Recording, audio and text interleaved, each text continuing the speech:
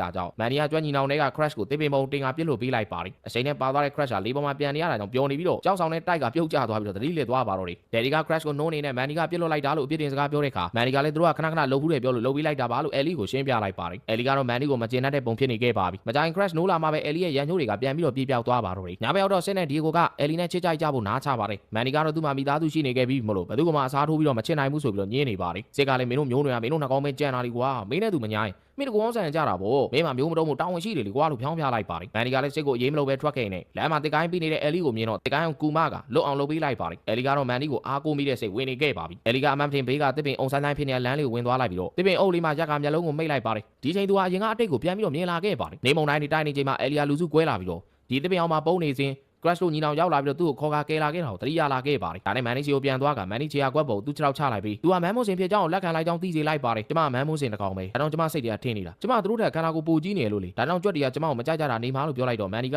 မင်းကမန်းမွန်စင်အနေနဲ့ဆိုလှပါတယ်လို့ပြောလိုက်ပါတယ်စစ်ကနိုင်နဲ့ဒီကိုမန်နီနဲ့အလီတော့အခုချင်းတီတိုးတက်လာပြီမင်းနဲ့ကြောက်စိတ်တွေဖျောက်တော့နော်ဘာလို့လဲဆိုတော့အခုရေခဲမြင်ရေပြောရေလွှမ်းမှုတော့မှာကွာငါတို့ရေနဲ့ထိတွေ့ရတော့မင်းရေကူးတတ်မှရဒ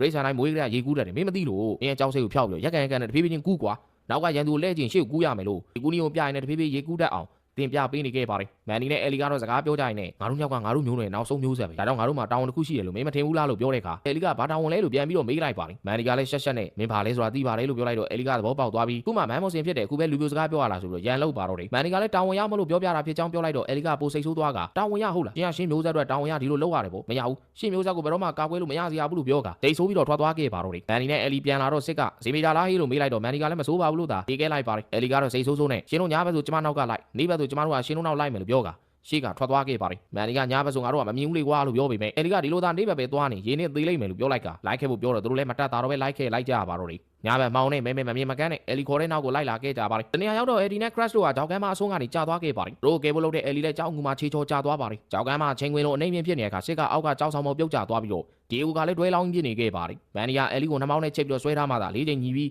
ကြောက်ဆောင်ပြုတ်မကျသွားမှာဖြစ်လို့မန်နီယာအဲလီကိုချိတ်ဆွဲထားလိုက်ရပါတယ်ဒါပေမဲ့ကြောက်ဆောင်တလုံးလုံးနဲ့မငြိမ်ဘူးဖြစ်နေပြီးတော့ချိန်နဲ့ကြာတော့ကြိုးကြသွားတဲ့အခါကြိုးစားပြီးတော့အကုန်ခုံကတစ်ဖက်ကကြောက်ဆောင်ကူးသွားခဲ့ရပါတယ်နောက်ဆုံးကြံခဲ့တဲ့ဒီကိုကတော့ခုံလိုက်ဖို့အချိန်မမီတော့ပဲပြုတ်ကျသွားတဲ့အခါမှာတော့ဒီကွဲလက်နှစ်ဖက်ကိုမန်နီနဲ့အဲလီကဆွဲထားရင်ကယ်တင်ခဲ့ကြပါတော့တယ်ညဘက်ခီးထောက်နားတဲ့အခါမှာစစ်ကတော့သူ့မျိုးနဲ့စုကသူ့ကိုမီးပင်ဖြစ်နေပူဇော်ကြပြီးမီးလောင်ချော်ရည်တွေကိုပစ်ချတယ်ဆိုအိမ်မဆိုးတညာလုံးဘက်ကတကယ်ထင်နေခဲ့တာပါမိုးလင်းတော့ရေခဲပြားတော်တော်လေးကိုရေပျော်ပြီးတော့ရေတွေကသူတို့ပတ်လေကိုတော့ဝိုင်းနေခဲ့ပါပြီဒါနဲ့အမြန်ခီးဆက်မှဖြစ်တော့မယ်လို့ဆိုကသူတို့ကအမြန်ပဲထွက်လာခဲ့ကြပါတယ်လမ်းမှာလည်းအကောင်သေးတွေကိုစားဖို့စောင့်နေလရာအုပ်စုနဲ့ကြုံကြပြီးသူတို့ရဲ့အကြည့်တွေကိုခံနေခဲ့ရပါတယ်လရာအုပ်စုကရန်မှုကြတာတွေကိုသူတို့ကအတူတူကတိုက်ခိုက်ကြနေနောက်ဆုံးမှာတော့အကောင်တွေအကုန်လုံးခီးဆက်နေကြတယ်ရေဘေးကလွတ်မြောက်ရာဘုံဘုံဆက်ရမယ့်လမ်းကိုတွေးသွားခဲ့ပါတော့တယ်ဒါမှလည်းအိုင်လန်းကိုရောက်ဖို့ဂျော်ရီဘူးတွေပွင့်ထွက်နေတဲ့မြေပြင်ကိုဖျက်ရမှာဖြစ်ပါတယ်သူတို့ကချင်းချာရဲပဲခ